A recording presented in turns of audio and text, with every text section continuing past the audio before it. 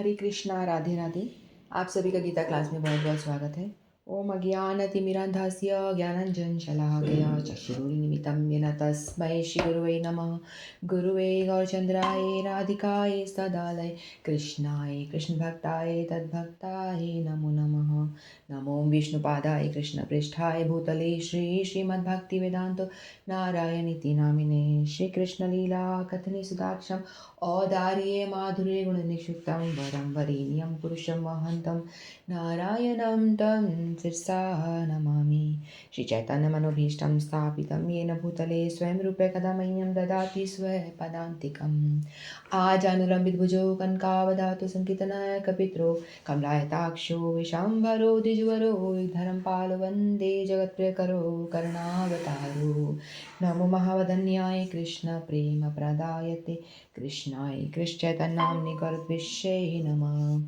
हे कृष्ण करुणा सिन्धो दीनबन्धो जगत्पते गोपेश गोपिका कान्त राधाकान्त नमस्तुते। तत्काञ्चन गौराङ्गी राधे वृन्दावनेश्वरी वृषभानुसुते देवी प्रणमामि हरिप्रिये। वाञ्छाकल्पतरुभ्यश्च कृपा सिन्धुभ्येव च पतितानां पावनेभ्यो वैष्णवेभ्यो नमो नमः। हरे कृष्णा कृष्ण कृष्ण हरे हरे, हरे राम राम राम हरे हरे। हरे कृष्णा कृष्ण कृष्ण हरे हरे, हरे राम राम राम हरे हरे। मैं सर्वप्रथम अपने परम आराधितम गुरुपाद पद्म नित्य लीला प्रविशम विष्णुपाद अष्टोत्तर षष्ठ श्रीमद् भक्ति वेदांत नारायण गोसाई महाराज जी के श्री चरणों में अनंत कोटि दंडवत प्रणाम करती हूँ। तत्पश्चात मैं समस्त रूपानुगुरु परंपरा के चरणों में दंडवत प्रणाम करती हूँ। आप सभी को मेरा यथा योग्य प्रणाम स्वीकार हो। हरे कृष्णा। तो आज एक बहुत ही शुभ दिवस है, पुत्रदा एकादशी है। तो मैं आप सभी को पुत्रदा एकादशी के लिए बहुत बहुत शुभकामनाएं देती हूँ। आप सभी ने एकादशी करी होगी अवश्य ही। तो हम आज बहुत ही शुभ दिन है, तो उस दिन हम भगवद गीता का अध्ययन कर रहे हैं, जिसकी महिमा बखान नहीं की जा सकती कि हम एकादशी के दिन भगवद गीता का अध्ययन करेंगे। ठीक है, तो हम कीर्तन है हम लास्ट में कर लेंगे, नहीं तो अपना टाइम चला जाएगा। तो हम श्लोक ले लेते हैं पहले।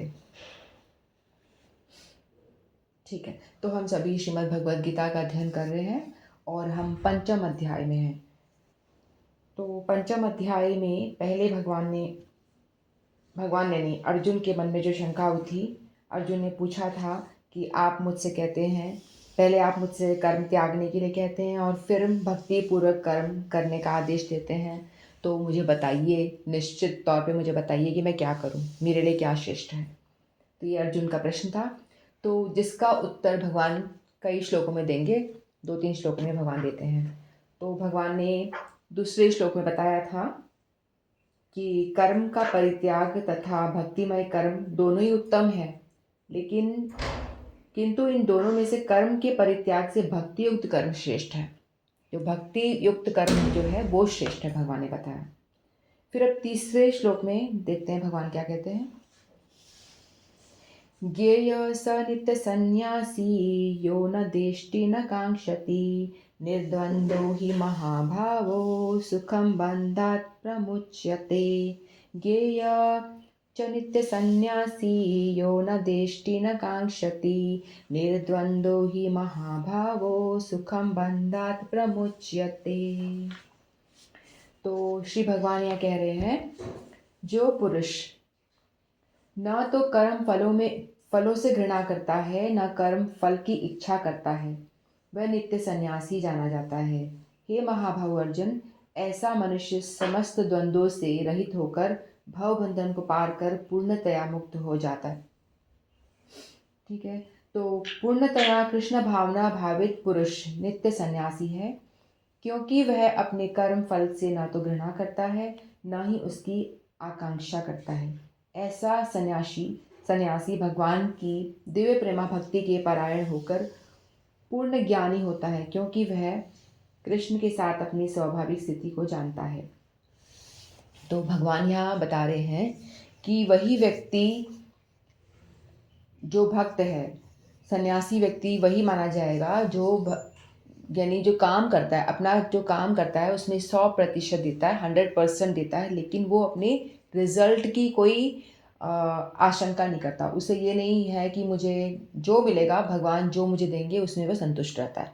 बस वो अपना कर्म 100% भी करता है, और जो भी उसका रिजल्ट आ रहा है, अच्छा बुरा जैसा भी है, तो उससे उसको कोई फ़र्क नहीं पड़ता। कर्म की आशंका नहीं करता कुछ भी। और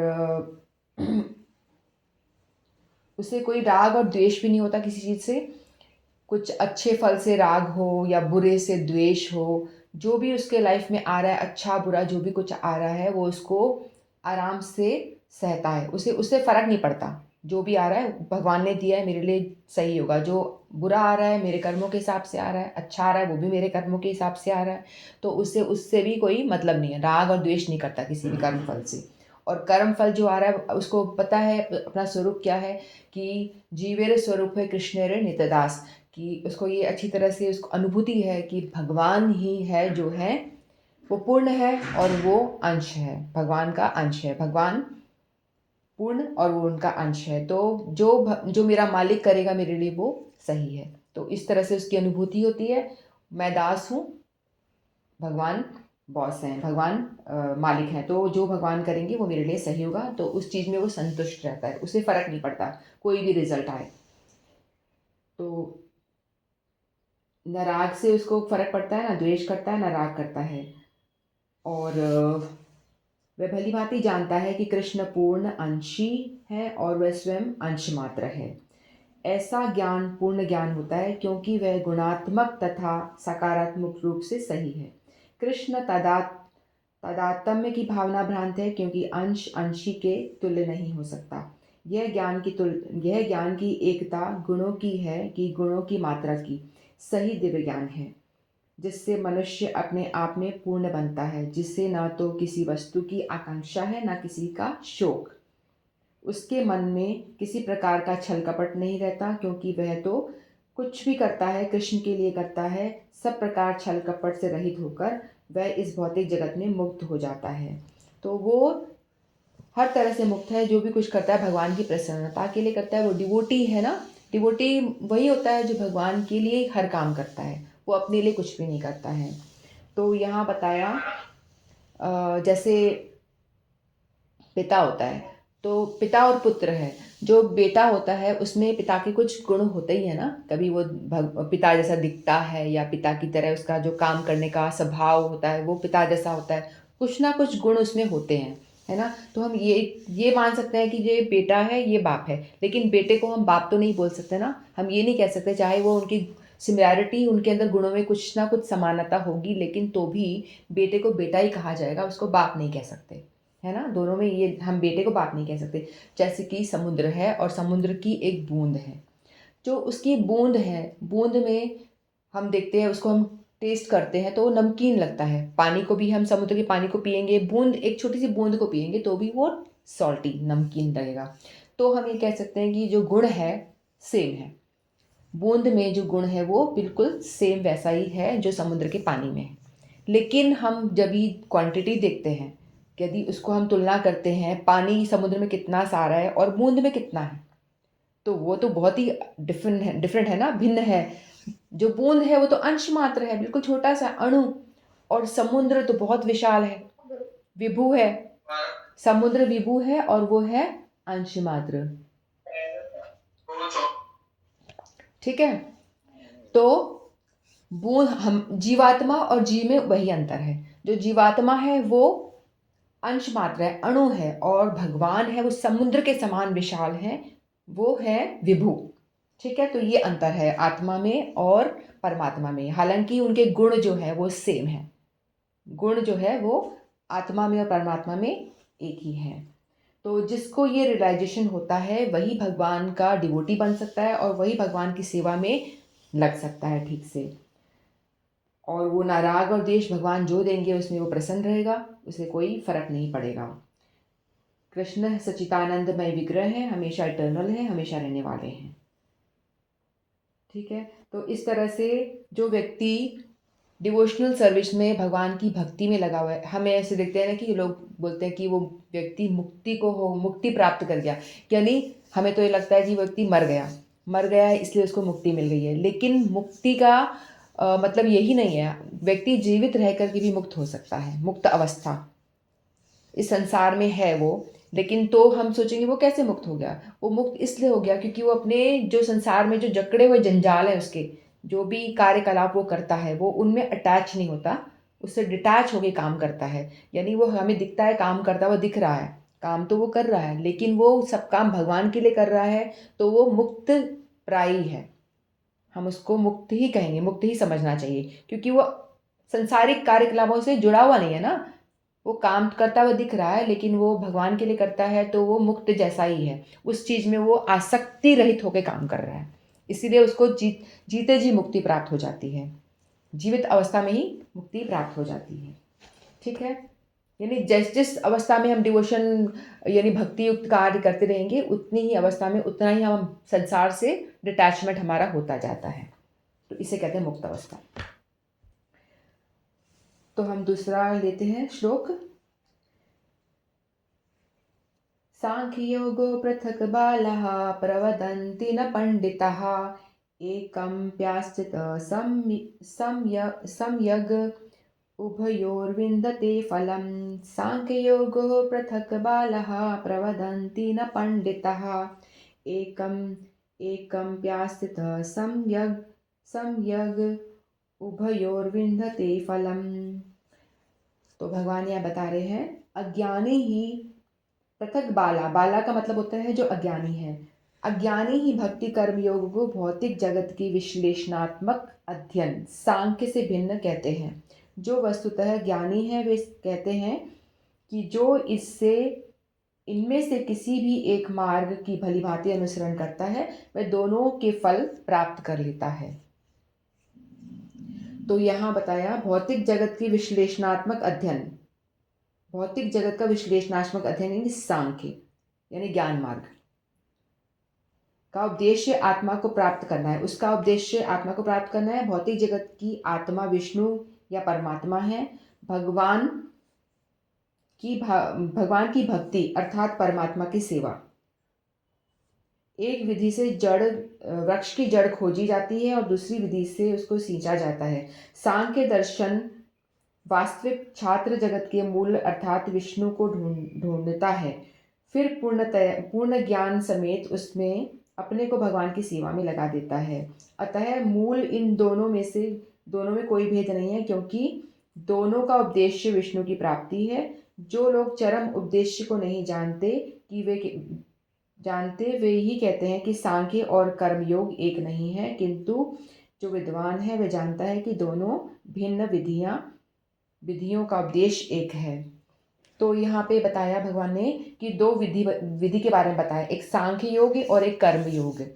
तो सांख्य योग का मतलब है कि जो ज्ञान मार्ग है, तो भगवान बता रहे हैं कि वो व्यक्ति मूर्ख है, मूर्ख बाला, यानी वो मूर्ख है जो ये कह रहा है कि दोनों विधि अलग अलग हैं, लेकिन दोनों विधियों का उद्देश्य एक ही है, भगवान की प्राप्ति, भगवान को जानना, भगवान को पाना। लेकिन फिर भी इन दोनों का उद्देश्य एक ही है, अलग अलग होते हुए भी।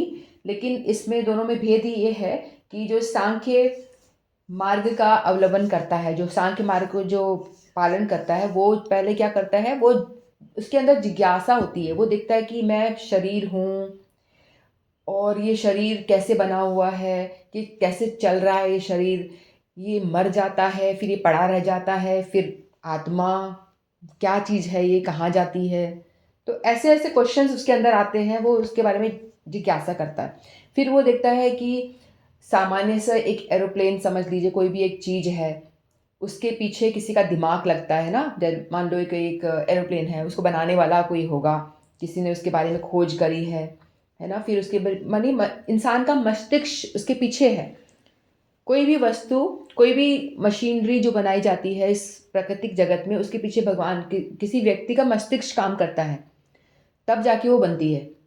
फिर हमें लगता है कि वाह कितना अच्छा हवा में उड़ रही है, क्या बढ़िया बात है ना? इस तरह से हम सोचते हैं। मिक्सी है, क्या अच्छा चल रही है, लेकिन उसके पीछे भी किसी व्यक्ति का मस्तिष्क काम करता है, दिमाग काम करता है। लेकिन वो दिमाग व्यक्ति का काम करता है, तो हम ये नहीं, वो व्यक्ति ये सोचता है कि ये दिमाग जो है, उस दिमाग देने वाले भी तो कोई होगा, इस व्यक्ति में दिमाग डालने वाला भी तो कोई होगा, वो कौन है? और ये प्रकृति जो चल रही है पूरी, सूरज उग रहा है, सूरज छुप रहा है, चाँद उग रहा है, तारे चमक रहे हैं, लोग जी रहे हैं, सब कुछ जो हो रहा है, फूल खिल रहे हैं, पेड़-पौधे उग रहे हैं, ये सब कैसे हो रहा है? ये प्रकृति कैसे ये सब हो कैसे रहा है? तो मतलब वो इस तरह की बातें वो सोचता है। तो वो विश्लेषण करता है, आत्मा के विषय में जानता है, फिर अपने पंचभूत के बारे में सोचता है कि ये सब मिल कर के कई सारे तत्व मिले हैं, पंचभूत हैं, जैसे है पृथ्वी, जल, वायु, आकाश, अग्नि, ये सब मिल कर के फिर हमारा शरीर कैसे बना हुआ है, पंचभूतों से बना हुआ है। और आत्मा कौन है, परमात्मा कौन है, सूक्ष्म शरीर के बारे में वो जानने का प्रयास करता है।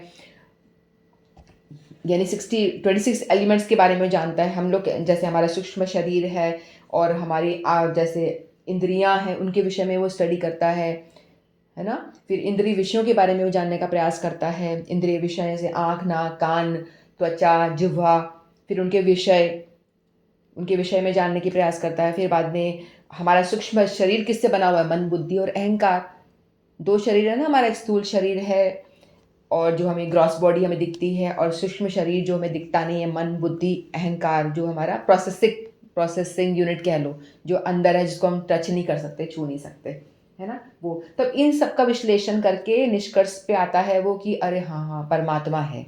फिर उसको समझ में आता है आत्मा है और परमात्मा है। यानी वो इतनी मेहनत करता है, इतना प्रयास करके, जो सांख्य योगी है, जो विद्वान यानी जो ज्ञानी पुरुष है, वो सब अपना ये सब ज्ञान के माध्यम से शास्त्रों को उघेलता है, सबको पढ़ के फिर एक निष्कर्ष में निकलता है, हाँ भाई आत्मा है, परमात्मा है, ये बातें हैं। लेकिन जो डिवोटी है, जो भक्ति मार्ग पे चलता है, वो ये सब प्रयास नहीं करता। वो आसान सा तरीका अपनाता है, बोलता है भाई मैं क्यों इतनी मेहनत करूँ, मैं क्यों इतना सारा पढूँ, किताबों को खोलूँ, उधेड़ूँ, सबको पढूँ सारा, उसके बाद में निष्कर्ष निकालूँ। भाई मुझे पता है वो विश्वास करता है, डायरेक्ट ग्रंथों पे विश्वास करता है, शास्त्रों पे जो निचोड़ दिया गया उस पे वो ट्रस्ट करता है, साधु की बात को मानता है, साधु, गुरु, वैष्णवों और ये शास्त्रों की बातों पे वो डायरेक्ट विश्वास कर लेता है। बोलता है कि बहुत सारे लोग हैं जो चल के इस मार्ग पर भगवान को प्राप्त किया है, तो मैं क्यों अपना अपना एनर्जी वेस्ट करूं ढूंढने में, आत्मा कौन है ये सब जानने में। सीधे से वो कह रहे हैं कि हाँ आत्मा है, परमात्मा है, हम बता रहे हैं ये रास्ता है, चल चुपचाप। तो वो चल पड़ता है। वो इन सब बातों पे अपना समय व्यर्थ नहीं करता, सीधे सीधे जो बोला गया है, जो गुरुजन बता रहे हैं, उस चीज़ को वो मान लेता है। गुरुजन ने बताया है हरि नाम करो, भक्ति करो, ये मार्ग है तुम्हारे लिए, ये करना है, चुपचाप करो। तो वो उस पर ट्रस्ट करके वो चीज़ करना स्टार्ट कर देता है, आरंभ कर देता है। लेकिन जो सांख्य योगी है, पहले क्या करेगा? पहले ढूंढेगा, फिर हाँ हाँ मालूम पड़ गया भगवान है, अब वो भक्ति करना स्टार्ट करेगा। तो ये फ़र्क है। तो हमेशा जो डिवोटी है, जो भक्ति मार्ग है, वो ज़्यादा उचित है।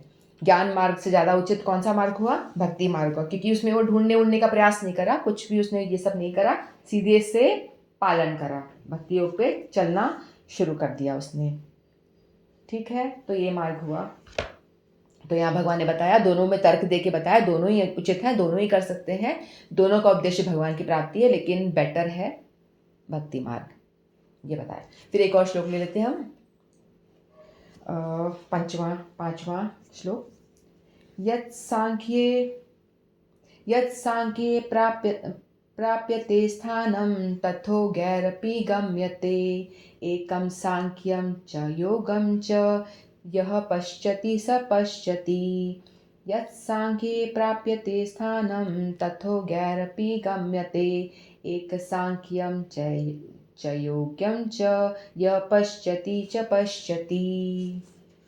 तो श्री भगवान ये कह रहे हैं, जो यह जानता है कि विश्लेषणात्मक अध्ययन यानी सांख्य द्वारा प्राप्त स्थान भक्ति द्वारा भी प्राप्त किया जा सकता है, और जिस तरह जो सांख्य योग तथा भक्ति योग को एक मात्र देखता है, एक समान देखता है, वही वस्तुओं को यथारूप में देखता है। तो भगवान ये आगे बता रहे हैं, दार्शनिक शोध सांख्य का वास्तविक उद्देश्य जीवन के चरम लक्ष्य की खोज है, क्योंकि जीवन का चरम लक्ष्य आत्म साक्षात्कार है। अतः दोनों विधियों से प्राप्त होने वाले परिणामों में कोई अंतर नहीं है। सांख्य दार्शनिक शोध के द्वारा इन निष्कर्ष पर पहुंचा जाता है कि जीव भौतिक जगत का नहीं अपितु पूर्ण परमात्मा का अंश है। फलतः जीवात्मा का भौतिक जगत में कोई सरोकार नहीं होता। उसके सारे कार्य परमेश्वर से संबंध होने चाहिए। जब तक कृष्ण भावना व्रत कार्य करता है तभी तक अपनी स्वाभाविक स्थिति में होता है। सांख्य विधि से मनुष्य को पदार्थ में विरक्त होना पड़ता है और भक्ति योग में उसे कृष्ण भावना मत कर्म में आसक्त होना होता है। अतः दोनों ही विधियां एक हैं। यद्यपि ऊपर से विधि में विरक्ति दिखती है और दूसरे में आसक्ति, तो पदार्थ से विरक्ति और कृष्ण में आसक्ति को एक ही तरह देखता है, वह वस्तुओं को यथारूप में देखता है। तो भगवान क्या कर रहे हैं यहाँ पे, सांख्य योग को और ये भक्ति योग को डिफ्रेंशिएट कर रहे हैं, है ना। यही अर्जुन का प्रश्न था, उसी को भगवान आगे बताते जा रहे हैं। लेकिन हमारे जो गुरु जी हैं, गुरुदेव जिन्होंने ये लिखी है, आचार्य श्रील प्रभुपाद जी, वो साथ साथ में आपको बताते भी जा रहे हैं कि श्रेष्ठ भक्ति योग है, यही करना है ना। तो जो श्रेष्ठ मार्ग है वो बताते भी जा रहे हैं कि हम उस चीज़ को पकड़ के रखें, छोड़े ना। तो यहाँ भगवान ने बताया कि जीव भौतिक जगत के नहीं अपितु पूर्ण परमात्मा का अंश है। तो हम जो जीव हैं परमात्मा के अंश रूप है ना। Part and parcel of God है हम। जैसे एक मशीन है, मशीन का एक पार्ट है, वो हम उस तरह से। तो हमें क्या, हमें सुख कब मिलेगा, जब हम आत्मा के लिए कुछ करेंगे। तो हम लोग क्या कर रहे हैं, हम इस मटेरियल जगत में हैं, जो मटेरियल जगत को कहा गया जड़ है, यहाँ की सब चीज़ें जड़ खत्म हो जाने वाली हैं। हमारा हरे हरे कृष्णा। तो हमारा जो शरीर है ये भी जड़ है। क्योंकि जड़ क्यों है, क्योंकि ये भी खत्म हो जाएगा, एक दिन इसका अंत हो जाएगा। जो शरीर का तो अंत हो जाएगा, लेकिन हमारी आत्मा है ये जड़ नहीं है, ये सच्चिदानंद रूप है, स्वरूप है इसका, है ना। जैसे भगवान है ईश्वर परम कृष्ण, भगवान कृष्ण है और वो सच्चिदानंद है, उनका कभी इटर्नल है, उनका कभी भी नाश नहीं होता। भगवान हमेशा हमेशा से हैं, हमेशा हमेशा से रहेंगे, बने रहेंगे हमेशा। उसी तरह जो हम आत्मा है, भगवान का अंश है, ये भी इटर्नल रहने वाला है, इसका कभी नाश होने वाला नहीं है, ये भी हमेशा बना रहेगा। तो हमें खुशी तभी होगी, जैसे कि औरतें औरतों से मिलकर के प्रसन्न होती हैं, उनसे बात करने में वो कंफर्टेबल होती हैं, और आदमी आदमियों से बातें करके कंफर्टेबल होते हैं, बच्चे बच्चों से मिलके कंफर्टेबल होते हैं। कोई बच्चा आपसे अपनी मन की बात नहीं करेगा, आप बच्चों से बात करोगे तो वो उतना कंफर्टेबल नहीं होगा, वो बात ही नहीं करेगा, बोलेगा जाओ यहाँ से। वो उसके साथ में कोई बच्चा आता है तो ही वो खुश होकर बात करेगा, अच्छे से बातें करेगा, अपने मन तन की बातें। वैसे ही लेडीज़ के साथ में और आदमी आदमियों के साथ में, यानी एक सजातीय जो लोग होते हैं वो घुल मिल के बातें करते हैं, अपने मन तन की बातें कर सकते हैं, खुश हो, उनको खुशी की प्राप्ति तभी होती है। उसी तरह से आत्मा परमात्मा ये स्वजातीय है। तो हम यदि आत्मा को प्रसन्नता के लिए कुछ करते हैं तो ही हमारी आत्मा को प्रसन्नता मिलती है और तभी परमात्मा भी खुश होते हैं। लेकिन हम लोग क्या है, मटीरियल वर्ल्ड में अटके हुए हैं। ये जो भौतिक जगत है इसमें हम फंसे हुए हैं। क्यों फंसे हुए हैं? क्योंकि हमने भगवान से द्वेष किया है, इसलिए हम यहाँ पे आए हैं। हम अपने आप को भोगना चाहते थे, हमको भगवान से द्वेष किया है कि भगवान तो यही सब कुछ भोगें, हम भी भोगेंगे, हमें भी अलग से भोगना है, तो हम इस संसार में आए। जैसे कि एक छोटा बच्चा है, वो अपनी माँ को देखता है कि माँ खाना बना रही है ना, उसके पास बहुत सारे बर्तन हैं, स्टील के बहुत सारे बर्तन हैं, वो खाना बना रही है। तो बच्ची जो है, बेटी बोलेगी मुझे भी अपना खाना बनाना है अलग। तो मम्मी क्या बोलेगी, मम्मी उसको एक किचन सेट ला के दे देगी, छोटा खिलौने वाला। तो बच्ची बोलेगी ठीक है अब मैं खाना बनाऊंगी। वो अपना स्टोव निकालती है, छोटा छोटा खिलौने वाला, और कुकर निकालती है, कढ़ाई निकालती है, मिट्टी वाले खाना कुछ मिट्टी वाला डाल के हलवा बना रही है, कुछ रोटी बना रही है गोल गोल बना के उसकी। फिर उस खाना बनाती है, बड़ा उसको बड़ा खुशी मिलती है कि मैंने खाना बना लिया और मैंने सारा किचन सेट, मेरा मम्मी की तरह सब कुछ मैंने भी कर लिया। फिर अब आती है खाने की बारी, उसको लगती है भूख। अब वो खाने की बारी आती, बोलती मम्मी खाना दो। मम्मी बोलेगी आपने बनाया खा लो ना, आपने जो लड्डू बनाए हैं मिट्टी वाले खा लो इसको। तो बोलती नहीं नहीं मुझे खाना चाहिए, मुझे खाना दो। तो फिर वो मम्मी से जिद करती है, फिर बाद में वहाँ खाना मिलता है उसको, तब उसको प्रसन्नता मिलती है। सेम हमारा हाल है। हम कहते हैं कि भगवान से अलग होकर हमें भी अपना अलग संसार बसाना है, हमें भी अपना रहना है, घर घर खेलना है। भगवान ने कहा भैया ले तेरा घर, संसार में जा खेल ले जो खेलना है, अपना बसा ले अपनी दुनिया जो बसानी है। तो हम वही कर रहे हैं, वो बच्चे की तरह हम अपना यहाँ घर बार बसा रहे हैं, अपना सब भौतिक भौतिक खड़ा कर रहा है हमने, सब कुछ अपने संप्रदाय सब खड़ा कर दिया और वहाँ पे हम खेल रहे हैं, लेकिन हमें फिर भी खुशी नहीं मिल रही है। तो खुशी कब मिलेगी? जब हमारी आत्मा भगवान से कनेक्ट होगी तभी मिलेगी, तभी हमको रियल प्लेजर, जो खुशी का आनंद का एहसास तभी होगा। तो हमें चाहिए कि हम जो काम हम जो कर रहे हैं भगवान अपने शरीर के लिए जो कर रहे हैं उसे छोड़ करके हमें चाहिए कि हम भगवान से जुड़ने का प्रयास करेंगे, तभी हमें रियल प्रसन्नता, रियल खुशी का अनुभव तभी हो पाएगा, हमें अन्यथा नहीं हो पाएगा। ठीक है, तो यहाँ पे क्या है, सांख्य योग में मनुष्य को पदार्थ से विरक्त होना पड़ता है। जो सांख्य योग में है, जैसे जो ज्ञान मार्ग में बताया जाता है ना कि वो इंसान बैठ जाता है, अपने इंद्रियों को कंट्रोल करता है और विरक्त करने की कोशिश करता है अपने आप को, मटेरियल चीज़ों से अपने आप को विरक्ति, यानी आंखें को कंट्रोल करेगा, नहीं नहीं कुछ गंदा ना दिखे, है ना, और कानों को करेगा कि सब भगवान के विषय में सुने, अच्छा सुने, और मतलब इस तरह से कंट्रोल करने की कोशिश करता है। भक्ति भी करता है, वो भी करता है, और वो मतलब वो सन्यासी की चोला ही पहन लेता है, वो चीज़ों को छोड़ ही देता है, सब कुछ छोड़ करके चला जाता है एकदम। तो उसमें वो विरक्ति वाला मार्ग है, अपने आप को विरक्त करने की कोशिश करता है। लेकिन जो कृष्ण भावनामृत जो है भक्ति योग है, उसमें क्या है, आसक्ति, ये आसक्ति वाला मार्ग है। आसक्ति किससे? भगवान से। वो है विरक्ति वाला मार्ग, संसार से विरक्त करने की अपने आप को कोशिश करता है। और यहाँ पे जो भक्त है वो अपने आप को भगवान से जोड़ने की कोशिश करता है, आसक्ति वाला मार्ग है। ठीक है, तो दोनों में ये अंतर है। जैसे कि एक एग्जांपल देते हैं, बंदर का बच्चा और बिल्ली का बच्चा। तो बिल्ली का बच्चा वाला, जो बिल्ली का बच्चा होता है ना, उसकी माँ आप देखते हैं उसको दांत में पकड़ के लेके जाती है बिल्ली के बच्चे को, और बिल्ली के बच्चे को जैसे बिल्ली के मुंह में यदि वो चूहा आता है तो चूहा चूहा भी उसके मुंह में है, लेकिन चूहे को तो वो खा जाती है, उसका भोजन है। लेकिन बिल्ली अपने बच्चे को खाती थोड़ी ना है, बस मुंह में पकड़ के रखती है, पकड़ के रखती है। बच्चा सेफ फील करता है उनके मुंह में जा कर के भी, कि भाई हाँ मैं अपनी माँ के मुंह में हूँ और मेरे को वो गिराएगी नहीं और सेफ हूँ मैं। तो जो भक्ति मार्ग है वो बिल्ली के बच्चे वाला मार्ग है। वो भक्त भगवान के मुंह में है, लेकिन भगवान उसे वो पकड़ के रखते हैं, छोड़ते नहीं है। उसी तरह से बिल्ली अपने बच्चे को मुंह में लेके जाती है, लेकिन वो खाती नहीं है, उसको पकड़ के रखती है, यानी बच्चा गिरता नहीं है। भक्ति मार्ग में ज़्यादा गिरना की चांसेस कम होते हैं, क्योंकि हम सारा काम कर रहे हैं, सब कुछ कर्म जो हम सभी कर रहे हैं, लेकिन भगवान से जुड़ते हुए कर रहे हैं, सारे काम कर रहे हैं, हम कुछ भी छोड़ नहीं रहे हैं। खा भी रहे हैं, सो भी रहे हैं, और बाहर जो भी आनंद कर रहे हैं, नाच भी रहे हैं, कूद भी रहे हैं, लेकिन सब भगवान से जोड़ के कर रहे हैं। तो हमें कुछ छोड़ना नहीं है, तो ये मार्ग जो है ईजी हो जाता है।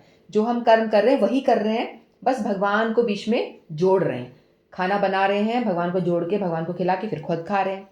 जो भी भोग खाना है, जो भी आनंद करना है, हम सब कुछ कर रहे हैं, है ना। तो ये बिल्ली के बच्चे वाला मार्ग है। बिल्ली के बच्चे को जैसे पकड़ के ले जा रहे हैं, वो सेफ है, गिरेगा नहीं। लेकिन और जो ये विरक्ति वाला मार्ग है ना, ज्ञान मार्ग, ये इसमें बंदर के बच्चे वाला, आपने देखा होगा बंदर के बच्चे को बंदरी जो होती है पकड़ती नहीं है, बच्चा उसको पकड़ के रखता है ना। बंदर चल रहा है, उछल रही है, उसकी माता जो बंदरिया है उछल रही है, और बच्चे ने खुद पकड़ रखा है माँ को। इसमें बहुत चांसेस है कि बच्चे का हाथ छूट जाए, वो नीचे गिर जाए, बंदर के बच्चे का हाथ छूट जाए, नीचे गिर जाए, उसको पकड़ के टाइट रखना पड़ता होगा। लेकिन यदि बच्चा का हाथ छूट गया, वो गिर गया, तो वो बंदरिया जो होती है ना, माता बंदरिया, उसको पकड़ती नहीं है, छोड़ देती है उसको, गिर गया तो जा तू गिर जा। वही ये मार्ग है जो विरक्ति मार्ग जो होता है, उसमें गिरने के चांसेस रहते हैं, क्योंकि आप कभी भी अपने आप को विरक्त करने का प्रयास कर रहे हो, फिर बाद में भगवान को जोड़ने का प्रयास करोगे। तो भक्ति मार्ग बहुत इजी है, इसमें आपको भगवान से जोड़ने का प्रयास करो, विरक्ति अपने आप होती चली जाती है, यानी ज्ञान अपने आप आपको आ जाएगा। आप जिस लेवल में भगवान से जुड़ोगे, उतने ही परिणाम में विरक्ति संसार से होती चली जाएगी, आपको प्रयास नहीं करना पड़ेगा। तो ये मार्ग बहुत सुगम है, बहुत इजी है। भगवान से जितना जुड़ रहे हो, भगवान से जितना प्रेम हो रहा है, उतना ही भव सागर से ये जो भवबंधन है, इससे हमें डिटैचमेंट होता जाएगा। जहाँ भगवान से अटैचमेंट हुआ, संसार से डिटैचमेंट हुआ। लेकिन जो ज्ञानी है वो पहले डिटैच होने की कोशिश करता है, फिर बाद में अटैच होने की कोशिश करता है। तो ये इतना मेहनत क्यों करना है भाई, इतना हार्ड प्रोसेस क्यों अपनाना है? ईजी से आसान तरीका अपनाओ ना, जो भगवान ने, हमारे गुरु वर्गों ने बताया है, परंपरागत जो करते आ रहे हैं लोग, आचार्यों ने सिद्धि प्राप्त करी है, वही अपनाओ, आसान सा तरीका। कोई विरक्त होने की आवश्यकता नहीं है, सिर्फ आप तो हरि नाम जप करो, जैसे जप करोगे अपने आप भगवान से अटैचमेंट अपना होता जाएगा। भगवान ने बोला है, ये महामंत्र जो है बहुत पावरफुल है, इसको आप जपोगे, क्योंकि मैंने मेरे नाम में मेरी पूरी शक्ति भरी है। भगवान कहते हैं ना, हरि से बड़ा हरि का नाम, मैंने मेरी सारी शक्ति मेरे नामों में भर दी है। तो नाम जप करोगे तो भगवान स्वयं आपके मुंह में, जिह्वा पे डांस करते हैं। तो सबसे इंपॉर्टेंट है, आप नाम जप शुरू करेंगे, कुछ नहीं आता, ABCD करते हैं ना स्टार्टिंग भक्ति में। भक्ति में ABCD का फॉर्मूला बताया है प्रभुपाद जी ने। ABCD का फॉर्मूला क्या है? A फॉर एसोसिएशन, भक्तों से संग करो। भक्तों से संग करोगे तो वो भक्ति वाली बातें करेंगे, इधर उधर की बात तो करेंगे नहीं। भक्तों से संग करोगे तो भक्त यानी गुरुजनों से संग, अगर वो नहीं है तो उनकी कथाएं सुनो। फिर B बुक्स, ग्रंथ पढ़ो। C फॉर चैंटिंग, नाम जप। और D फॉर डाइट, क्या खा रहे हो उस पर ध्यान दो। क्या खा रहे हो? भगवान का भोग खाओ। पहले तो ये है कि नॉनवेज वगैरह ना खाओ, कुछ गंदा ना खाओ, सात्विक खाओ, लहसुन प्याज भी ना खाओ, क्योंकि भगवान नहीं खाते, इसलिए भगवान को भोग नहीं लगता तो नहीं खाना पड़ेगा। तो भगवान का भोग ही खाओ, डाइट। और डीटी वर्शिप, भगवान की जो विग्रह है उनकी सेवा। तो ये फॉर्मूला अगर हम फॉलो करते हैं तो हम आराम से भक्ति मार्ग में बने रहेंगे, गिरेंगे नहीं। ठीक है, ABCD को याद रखना है, इसको हमेशा फॉलो करना है। तो इतना ही कह के मैं वाणी को विराम देती हूँ। वांछा कल्पतरुभ्यश्च कृपा सिंधुभ्येव च पतितानां पावनेभ्यो वैष्णवेभ्यो नमो नमः। श्रीमद् भगवद गीता की जय। आप सभी भक्तों की जय। हरे कृष्णा।